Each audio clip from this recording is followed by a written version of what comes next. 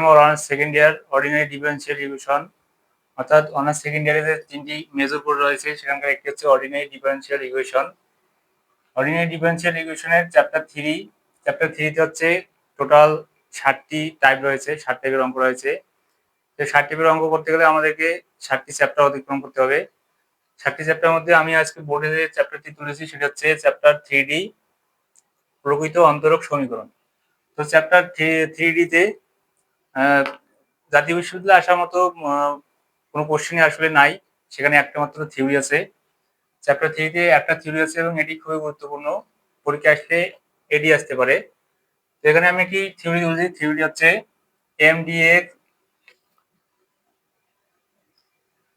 m of x, y dx plus n of x, y dy is equal to 0 অন্তরক সমীকরণটি প্রকৃত হওয়ার প্রয়োজনীয় ও পর্যাপ্ত শর্ত বের করো। তো এই অন্তরক সমীকরণটি যে প্রকৃত হবে কি হবে না সেটার জন্য আমাদেরকে পর্যাপ্ত এবং প্রয়োজনীয় শর্ত বের করতে হবে। তো এই কোশ্চেনটি জাতীয় বিশ্ববিদ্যালয় 2004, 2006, 2009, 2016, 2019 এবং সর্বশেষ 22 সালে এসেছিল। তো বোঝা যাচ্ছে এই থিওরি আসলে কতটা গুরুত্বপূর্ণ।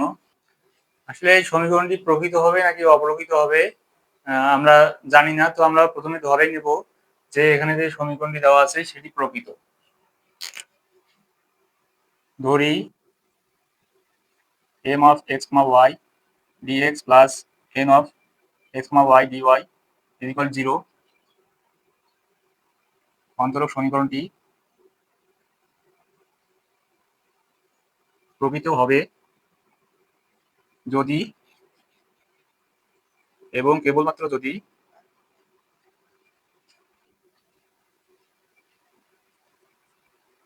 একটি function u of x, y বিদ্যমান থাকে, যেন m of x, y dx plus n of x, y dy is equal to du হয়। যদি এই সমীকরণটি m of x, y dx plus n of x, y dy is equal to 0 অন্তরক সমীকরণটি প্রকৃত হবে যদি এবং কেবলমাত্র যদি একটি ফাংশন u একটি ফাংশন যেখানে x এবং y দুটি চলক আছে এটি বিদ্যমান থাকে এবং যেন m of x, y dx plus n of x, y dy is equal to du হয়। তাহলে আমরা এই সমীকরণকে প্রকৃত অন্তরক সমীকরণ বলতে পারবো।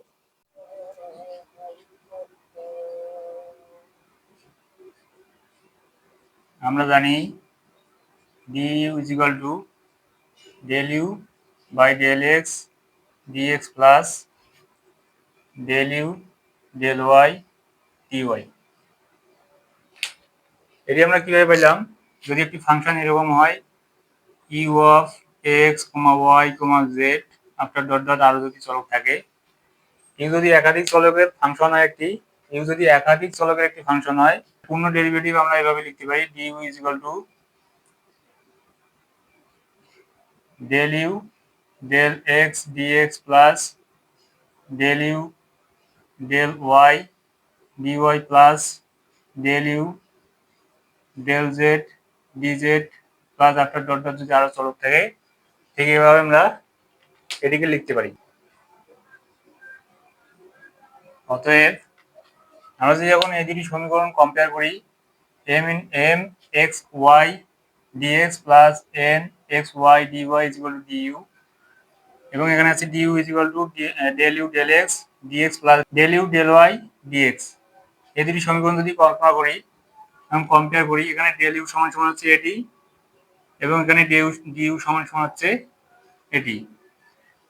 du সমান যদি এটি হয় তাহলে আমরা এই পুরোটি সমান আমরা লিখতে পারবো এইখানকে যে du সামনে যদি আমরা যেটা পাইছি সেটা, du সামনে যেটা পাইছি এটা সমান আমরা এটা লিখতে পারবো।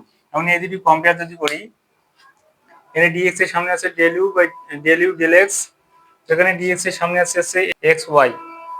তো আমরা যদি এখানে xy যদি আমরা না লিখি তাহলে শুধু যদি এটা m এর ফাংশন লিখি এবং n xy কে যদি আমরা n এর একটি ফাংশন লিখি, এই দুটিকে কম্পেয়ার করলে del u del x is equal পাবো হচ্ছে m এবং del u del y is equal পাবো হচ্ছে এন। এখন আমরা লিখতে পারি del square u del y del x is equal del square u del x del y. ঠিক, এটি আমরা কিভাবে লিখলাম? ইউ যদি একাধিক ফাংশন, একাধিক চলক বিশিষ্ট একটা ফাংশন হয় এক্স কমা ওয়াই কমা জেড আফটার ডট ডট, ঠিক এরকম যদি একটা ইউ যদি একাধিক চলকের ফাংশন হয়, ইউকে যদি আমরা প্রথমে যদি ঠিক এখানে এটি যদি বের করতে চাই, এটি কিভাবে আসলো? এটিকে যদি এভাবে লিখি del del y del u del x, এটিকে এভাবে লিখতে পারি। প্রথমে ইউকে আমরা এক্স এর সাপেক্ষে যদি অন্তরীকরণ করি তাহলে হবে del u del x, del u del x পাবো। এটাকে যদি আবার ওয়াই এর সাপেক্ষে অন্তরীকরণ করি, ঠিক এটাকে যদি আবার ওয়াই এর সাপেক্ষে অন্তরীকরণ করি, এখানে পেলাম হচ্ছে এক্স এর সাপেক্ষে আংশিক অন্তরীকরণ।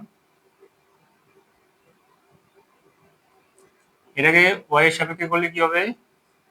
Del del y del u del x. তাহলে এখানে ডেল এবং ডেল গুণ করলে আমরা পাবো হচ্ছে ডেল স্কয়ার ইউ, এবং এখানে নিচে হচ্ছে ডেল ওয়াই ডেল এক্স। তো del square u del x, এটাকে আমরা কিভাবে লিখতে পারি? Del del y del u del x, এটাকে এভাবে লিখতে পারি। এবং এটাকে কিভাবে লিখতে পারি? Del del x del u del y. এখানে ডেল এবং ডেল গুণ করলে হচ্ছে পাবো আবার ডেল স্কয়ার, আর নিচে হচ্ছে ডেল এক্স ডেল ওয়াই।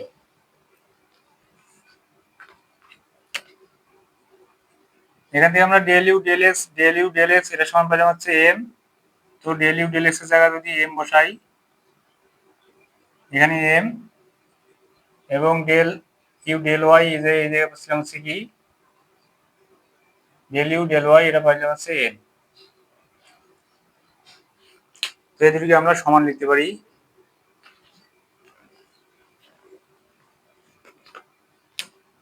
এটাকে যদি একটা সমীকরণ দিই 1 নম্বর, তাহলে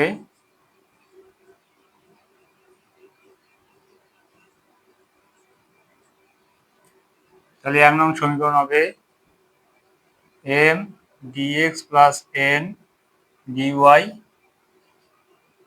ইজ ইকুয়াল টু 0, প্রকৃত অন্তরক সমীকরণ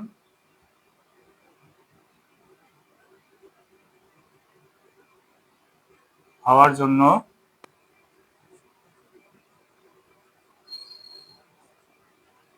প্রয়োজনীয় শর্ত।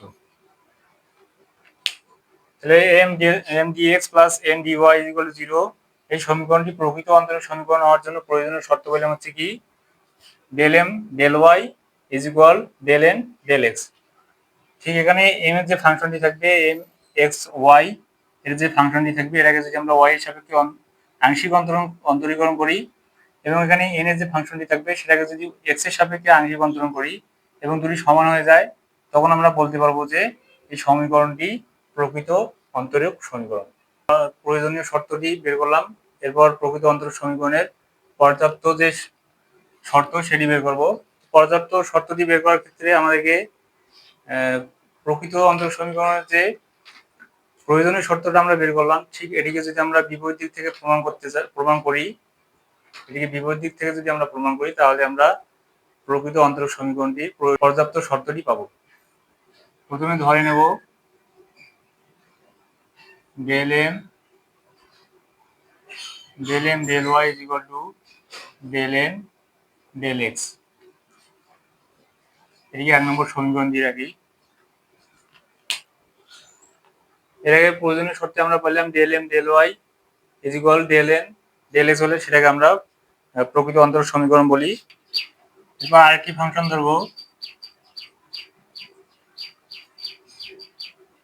ধরি phi is equal to integration of m dx plus f of y. এটি পাইলাম হচ্ছে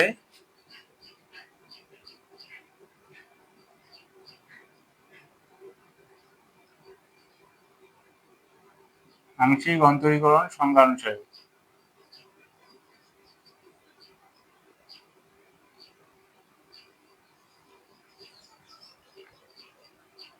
এখানে যদি আমরা এক্স এর সাপেক্ষে এখন অন্তরীকরণ করি, আংশিক অন্তরীকরণ করি এই ফাই ফাংশনটিকে, তাহলে পাবো হচ্ছে del phi del x is equal, এখানে অন্তরীকরণ করলে আমরা কি পাবো, অন্তরীকরণ চিহ্ন এবং ডেল এক্স চলে যাবে, এখানে থাকবে হচ্ছে এম প্লাস, এবং এদিকে যদি আংশিক অন্তরীকরণ করি এখানে এক্স এর সাপেক্ষে, তাহলে এটা হচ্ছে এফ অফ ওয়াই, অর্থাৎ ওয়াই এর ফাংশন। এফ ফাংশনটা হচ্ছে ওয়াই এর, এখানে এক্স এর কোনো চলক নাই, তার মানে আমরা এটাকে লিখতে পারি 0। তাহলে আমরা del phi del x is equal to কি পেলাম, অতএব del phi del x is equal m. এটিকে 2 নম্বর সমীকরণ দিলাম। এখন 2 নম্বরকে যদি আবার ওয়াই এর সাপেক্ষে আংশিক অন্তরীকরণ করব,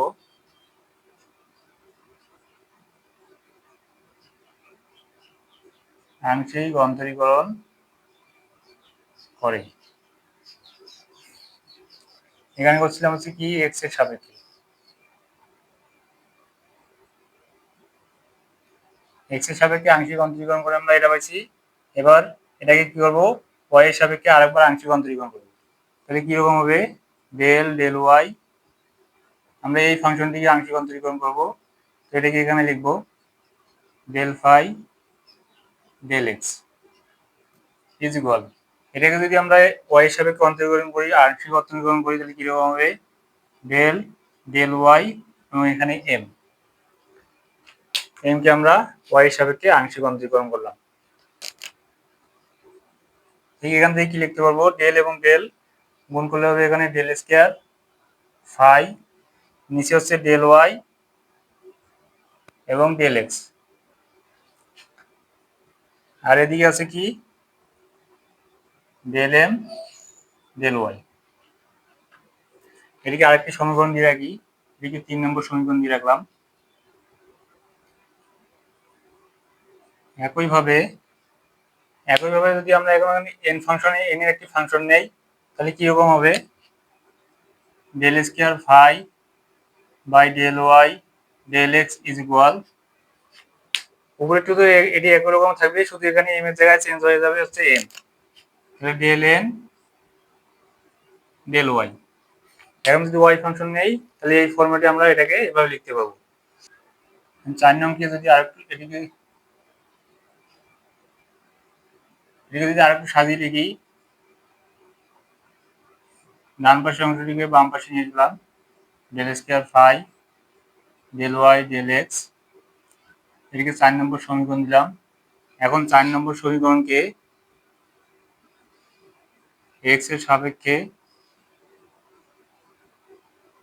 যদি সমাকলন করি,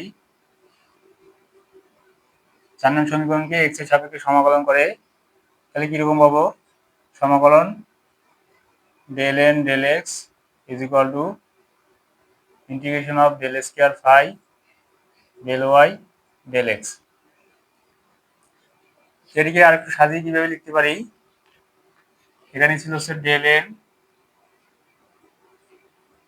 ডেল এক্স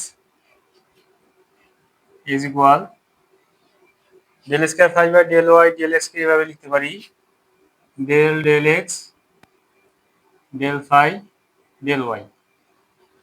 এভাবে লেখার কারণ হচ্ছে আমরা যখন সমাকলন করবো এক্স এর সাপেক্ষে, তখন এই অংশটি চলে যাবে এবং এখান থেকেও ঠিক এই অংশটি চলে যাবে। এখন যদি এক্স সাপেক্ষে আমরা সমাকলন করি, তাহলে কিরকম পাবো, এদিকে পাবো হচ্ছে এন, এদিকে integration and del del x চলে যাবে, থাকবে হচ্ছে ডেল ফাই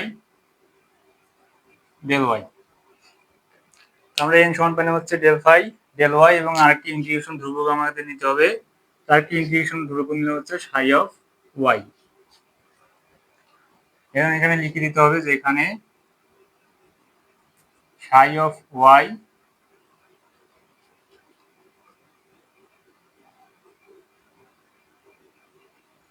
ইন্টিগ্রেশন ধ্রুবক।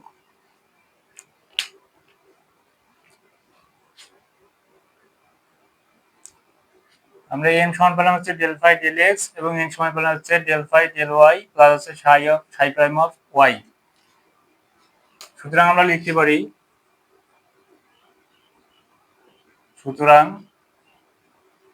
M dx plus n d y is equal, তো এম সমান কি পেলাম del phi del x del phi del x, এখানে আছে ডিএক্স প্লাস এন সমান হচ্ছে del phi del y plus হচ্ছে সাই প্রাইম অফ ওয়াই এবং এখানে ডিওয়াই ছিল ডিওয়াই। তো এটিকে আরেকটু কিভাবে লিখতে পারি, del phi del x plus দুই ডিওয়াই গুণ করে দেয় দুদিকেই, del phi del y dy plus psi prime of y dy. এর আগে আমরা এরকম একটা ফাংশন দেখেছিলাম, ইউ যদি এক্স কমা ওয়াই কমা জেড এর একটি ফাংশন হয় তাহলে ডিইউ সমান আমরা কি লিখতে পারি, del u del x dx plus del u del y dy plus del u del z dz, ঠিক এভাবে লিখতে পারি। আবার যদি এভাবে থাকে আমরা এটাকে কি লিখতে পারি, ডিইউ লিখতে পারি। তো এখানে ইউ এর জায়গা আছে phi, del phi del x dx plus del phi del y dy, এটিকে আমরা কিসের ফাংশন লিখতে পারি, ডি ফাই। ডি ফাই সমান আমরা এটা লিখতে পারি, আবার এটা থেকে আমরা ডি ফাই আসতে পারি, ডি ফাই সমান আমরা এটা লিখতে পারি প্লাস এদিকে হচ্ছে psi prime of y dy. এখান থেকে যদি ডি কমন নেই তাহলে থাকবে হচ্ছে phi plus psi prime of y. এটি একটি সমীকরণ যদি দেই 5 নম্বর সমীকরণ, তাহলে 5 নং সমীকরণ হচ্ছে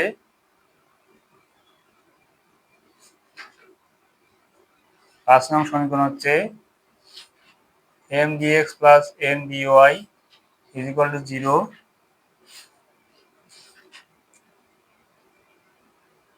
প্রকৃত হওয়ার পর্যাপ্ত শর্ত।